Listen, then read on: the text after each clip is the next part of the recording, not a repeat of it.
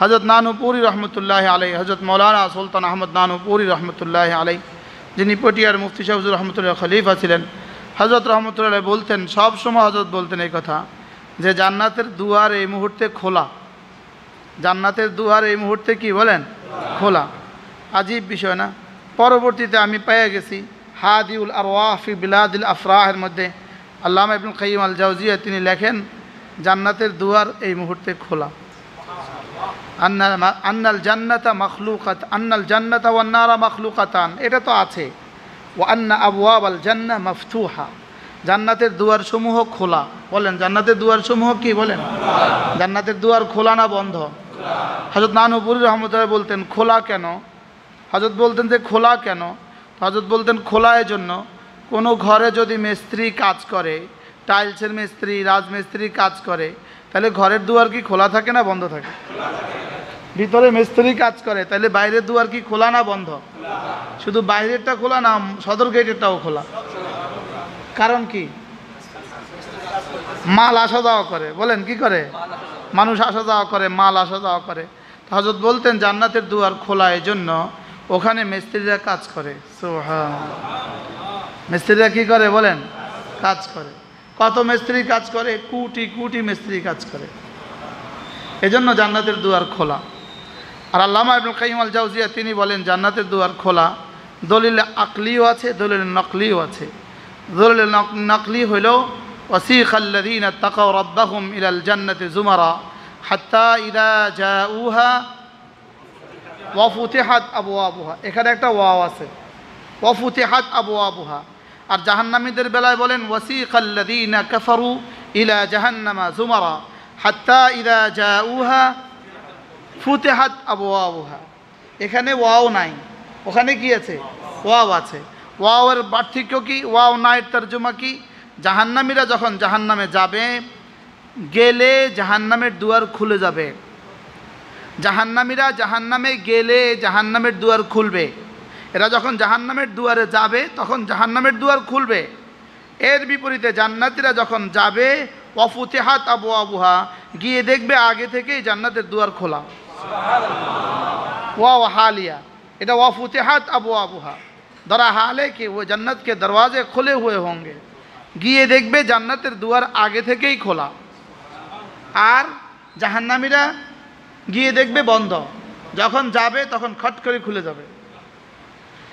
আল্লামা ইবনুল কাইয়িম আল জাওজিয়া এরপরে লেখেন যে জাহান্নামের দুয়ার বন্ধ কেন আর জান্নাতের দুয়ার খোলা কেন? তো তিনি বলেন যে জান্নাতি হলো মেহমান। জান্নাতি কি? বলেন মেহমান। আর জাহান্নামী হলো আসামি, চোর আর ডাকাত, আসামি। তো মেহমান, প্রধানমন্ত্রী যদি সিলেটের ডাক বাংলোতে, কোনো মন্ত্রী যদি সিলেটের ডাক বাংলোতে আসে, আসার পরে দুয়ার খোলে না, 2-4 ঘন্টা আগে থেকেই খোলা রাখে? কি ভাই? 2-4 ঘন্টা আগ থেকেই কি, বরং 2-1 মাস আগ থেকে খোলা রাখে। এটা চুন কাম হয়, টাইলসের কাজ হয়, গাছে রং লাগানো হয়, ঠিক না ব্যাঠিক বলে? ফার্নিচারে কাজ করা হয়, কার্পেট পাল্টানো হয়, সব কাজ করা হয়। এই জন্য এটার মধ্যে হুলস্থুল। মানুষ জিজ্ঞেস করে কী ব্যাপার, এটা খোলা কেন? হয় তিনি আসবেন। কি বলে? বলেন তিনি আসবেন। আল্লামা ইবনুল কাইয়িম আল জাওজিয়া বলেন ফেরেশতারা যেন বলে আল্লাহ জান্নাতের দুয়ার খোলা কেন?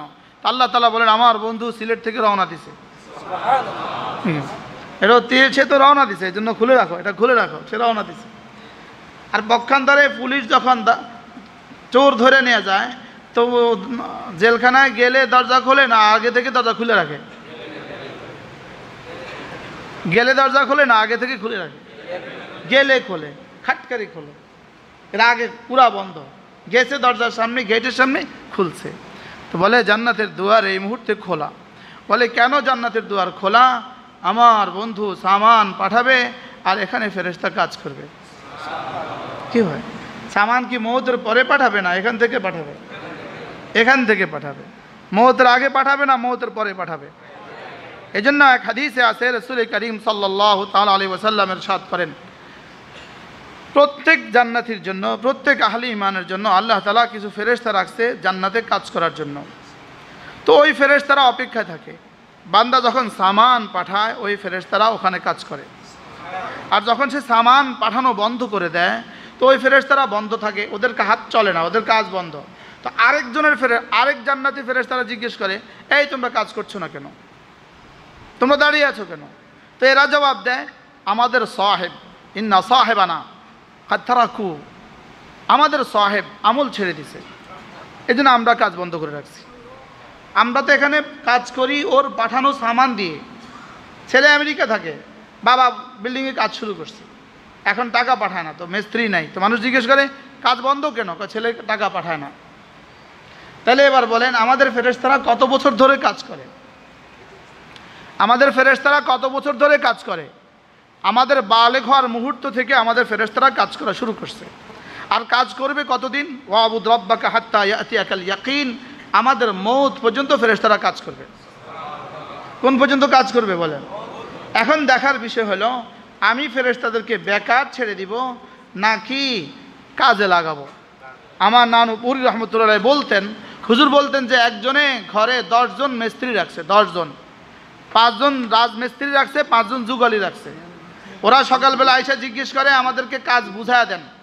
তো কি বলেন আপনারা? এই বালি, এই সিমেন্ট, এই পানি, এই রড, আর এই হলো তোমার কাজ। এখন মিস্ত্রি আসার পর আপনি কাজ বুঝাইয়া দিলেন, তারা কাজ করলো, লেকিন আপনি কি বললেন, শুনো এই বিল্ডিংটা তোমরা করবা, এই দেয়ালটা করবা, তবে বালি এখনও আসে নাই, বালি আসবে, অপেক্ষা করো। বালি আসবে, পুরা দিন গেল, বালি আর দিলেন না আপনি। এখন বিকেলবেলা ওরা বলে আজকে তো আমরা কাজ করতে পারি নাই বালির জন্য, আপনি আগামী দিন বালি আইনা রাখেন, তো আমরা কাজ করব। পরের দিনও আসলো, আর আপনি কি দিলেন? বালি দিলেন না। পরের দিনও আসলো, বালি দিলেন না। বিকেলবেলা শুধু কি দিলেন? মজুরি দিলেন। মানুষ আপনাকে কি বলবে? বুঝেন নাই? কি বলবে বলেন? বোকা বলবে, বেওকুফ বলবে। কতটা বেওকুফ সে, কতটা বোকা সে বালি না দিয়ে মিস্ত্রি রাখলো। আমার হুজুর বলতেন যে 10 জন মিস্ত্রি যদি বালি না দেওয়ার কারণে, 3 দিন বালি না দেওয়ার কারণে যদি ওই সওদাগর বেকুফ হয়, তো তুমি যে কোটি কোটি ফেরেশতাকে আমাল না দিয়া আর তাসবিহাত না দিয়া বেকার খাটাইলা, তুমি কত নম্বরের বেকুফ? কি হয়? এবার এবার এবার একটু ভাবা উচিত যে আমাদের জিন্দেগি কত সময় চলে গেছে কাজে লাগানো ছাড়া। ঠিক না বেঠে বলে? আমাদের জিন্দেগির হায়াতের কি পরিমাণ সময় চলে গেছে। এই জন্য রাসূল করিম সাল্লাল্লাহু তাআলা আলাইহি ওয়াসাল্লাম ইরশাদ করেন, লাম ইয়াতাহাসসার আহলুল জান্নাতি ফিল জান্নাহ ইল্লা মা মাদা মিন ওয়াক্তিহি মিন গায়রি যিকরিল্লাহ। রাসূল বলেন, জান্নাতীরা জান্নাতে যাওয়ার পরেও ওই সময়ের জন্য আফসোস হবে যে এই সময় জিকির ছাড়া চলে গেছে। আমাদের এক বুজুর্গ ছিলেন, আমাদের খানদানের এক বুজুর্গ ছিলেন হযরত মাওলানা খলিল আহমদ চারানপুরি রহমতুল্লাহ আলাইহি। আমরা যাদের কথা বলি যারা সব তার শাগির্দিন, হযরত খলিল আহমদ চারানপুরি রহমতুল্লাহ লিখছেন, একটা মাত্র ইবাদত আছে যে ইবাদতের কোনো কাজা নাই, যে ইবাদতের কোনো কি নাই বলেন? কাজা নাই। জিকির নামক ইবাদতের কোনো কাজা নাই। কি বলছে বলেন? জিকির একটা ইবাদত, এই ইবাদতের কোনো কি নাই বলেন? তিনি বলেন যে ইবাদতের কেন কাজা নাই? বলে এই জন্য কাজা নাই, যেমন ধরেন ঠিক এই মুহূর্তে 10টা বাজে, এই মুহূর্তে আমার কাজ কি? আমার এই মুহূর্তে আমার কাজ 3টা। এই মুহূর্তে আমার কাজ কি? প্রতিটা মুহূর্তে মুমিনের কাজ কি? প্রতিটা মুহূর্তে মুমিনের প্রথম কাজ হলো ঈমানের হালতে থাকা, 2 নাম্বার হলো জিকিরের হালতে থাকা, 3 নাম্বার হলো গুনাহ মুক্ত হালতে থাকা। কয়টা কাজ বলেন? কি কি? 2 নাম্বার কি? 3 নাম্বার কি? গুনাহ হার মুহূর্তে গুনাহ মুক্ত থাকা ফরজ। হার মুহূর্তে, এটাও একটা ফরিজা। গুনাহ মুক্ত জিন্দেগি হার লম্হা, এটাও একটা ফরিজা, এটাও একটা কি? এটাও একটা জিম্মাদারি, এটাও একটা জিম্মাদারি। এখন হার মুহূর্তে জিকির হলো জিম্মাদারি, তাহলে এই মুহূর্তের জিকির ছুটে গেছে, আমি পরবর্তী মুহূর্তে এটা কাজা করব, তাহলে পরবর্তী মুহূর্তের জিকির যাবে কোথায়? কাজা আর আদা কাকে বলে? আদায়ের পরিবর্তে কাজা না? পরবর্তী সময় এই ইবাদত নাই, এজন্য সেখানে কাজা করো। লেকিন জিকির পরবর্তী সময়ও আছে কিনা বলেন? তাহলে ওই সময়ে কাজা হবে। এই জন্য খলিল আহমদ চারানপুরি রহমতুল্লাহ লিখছেন, জিকির ছুটে গেলে এটার শুধু কাজা নাই, এটার শুধু আছে হাসরত, শুধুই আফসোস। এই জন্য জান্নাতে যাওয়ার পরেও ওই বান্দা আফসোস করবে, হায় কেন ওই দিন জিকিরটা ছেড়ে দিলাম, লাম ইয়াতাহাসসার আহলুল জান্নাতি ফিল জান্নাহ ইল্লা মা মাদা মিন ওয়াক্তিহি মিন গায়রি যিকরিল্লাহ। জান্নাতে যাওয়ার পরেও এই সময়ের জন্য আফসোস হবে যে এই সময় বান্দা জিকির ছাড়া চলে গেছে, যেই সময় বান্দার জিকির ছাড়া জিকির ছুটে গেছে, এই সময়ের জন্য বান্দা জান্নাতে যাওয়ার পরেও আফসোস করবে। কি ভাই, যদি খোদা না খাস্তা জাহান্নাম হয়তো কথাই নাই, এটা তো আফসোসের আর কথাই নাই। লেকিন জান্নাতে যাওয়ার পরেও আফসোস হবে ওই সময়ের জন্য যেই সময় কি চলে গেছে বলেন, জিকির ছাড়া চলে গেছে। হযরত আব্দুল্লাহ ইবনে ওমর রাদিয়াল্লাহু তাআলা আনহু প্রতিদিন সকালে বাজারে যেতেন। বাজারে সাথীরা জিজ্ঞেস করলেন, হযরত আপনি তো বাজারে কিছু কেনেন না, কিছু বেচেনও না, আপনি বাজারে যাচ্ছেন কেন? হযরত আব্দুল্লাহ কি বললেন, আমি রাসূলকে বলতে শুনছি বাজারে গিয়া কেউ এই দোয়াটা পড়লে আল্লাহ তাআলা তাকে 10 লাখ নেকি দান করেন।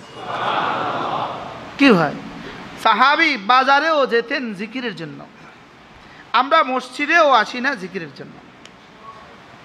সাহাবীদের বাজারও ছিল জিকিরে ভরা, আমাদের নামাজও জিকির নাই। ঠিক না ঠিক বলে, আমাদের নামাজও জিকির থেকে খালি, আমাদের নামাজও জিকির থেকে খালি। ওয়ালা যিকরুল্লাহি আকবার, অথচ নামাজ সবচেয়ে বড় জিকির। বলেন নামাজ কি বলেন? এটা দুই তর্জমা, একটা আজীব তর্জমা। হাকিমুল উম্মত বলছেন ওয়ালা যিকরুল্লাহি আকবার, বলে এটা দুইটা তর্জমা। একটা কি, তুমি যদি আল্লাহ তাআলার জিকির করো, এটা হলো সমস্ত ইবাদতের মধ্যে সবচেয়ে বড় ইবাদত, এ হলো এক তর্জমা। আর নামাজের শেকেলে জিকির সবচেয়ে বড় ইবাদত, এ হলো এক তর্জমা। আরেকটা তর্জমা হলো ওয়ালা যিকরুল্লাহি আকবার, এখানে আল্লাহ হলো মাফউল, আর আমি আগের বারে ছিল আমি ফাইল আল্লাহ মাফউল, এখন হলো আল্লাহ ফাইল আমি মাফউল। অর্থ কি, তুমি যদি জিকির করো তো আল্লাহ তাআলাও তোমার জিকির করবেন, আর আল্লাহ তাআলা যদি তোমার জিকির করে আকবার, এটা তোমার জীবনের সবচেয়ে বড় পাওয়া। আর আগের তর্জমা কি ছিল, আমি যদি আল্লাহ তাআলার জিকির করি তো আমার জিকির আমার জীবনের সবচেয়ে বড় ইবাদত। আর দ্বিতীয় তর্জমা কি, ওয়ালা যিকরুল্লাহি আকবার, মাসদার কখনো কখনো ফাইলের দিকে ইজাফত হয়, কখনো কখনো মাফউলের দিকে ইজাফত হয়। তাহলে তর্জমা কি, ওয়ালা যিকরুল্লাহি আকবার, নামাজের শেকেলে তুমি যে জিকির করছো, এই মুহূর্তে রব্বে কারীম তোমার যে জিকির করতেছেন এটা তোমার আকবার জিকির। সুবহানাল্লাহ, এটা তোমার জীবনের জন্য আকবার, এটা তোমার জীবনের জন্য কি আকবার। এই জন্য মেরে ভাই, হার হালতে জিকিরের হালতে থাকা। এই জন্য হযরত রহমতুল্লাহ আলাইহি বলেন, খলিল আহমদ চারণপুরী রহমতুল্লাহ বলছেন, জিকিরের কাজা নাই। কি নাই বলেন? কোন ইবাদতের কাজা নাই বলেন? জিকিরের কি নাই? কেন জিকিরের কাজা নাই? ভুলে গেছে, কারণ সব মুহূর্তেই তো কি আছে, সব মুহূর্তেই জিকির আছে। তো যেই মুহূর্তে জিকির ছুটে গেছে, পরবর্তী মুহূর্তে যখন করবেন তো ওই মুহূর্তের জিকির যাবে কোথায়? এই জন্য জিকিরের ইবাদতের কি নাই? কাজা নাই। বাহরহাল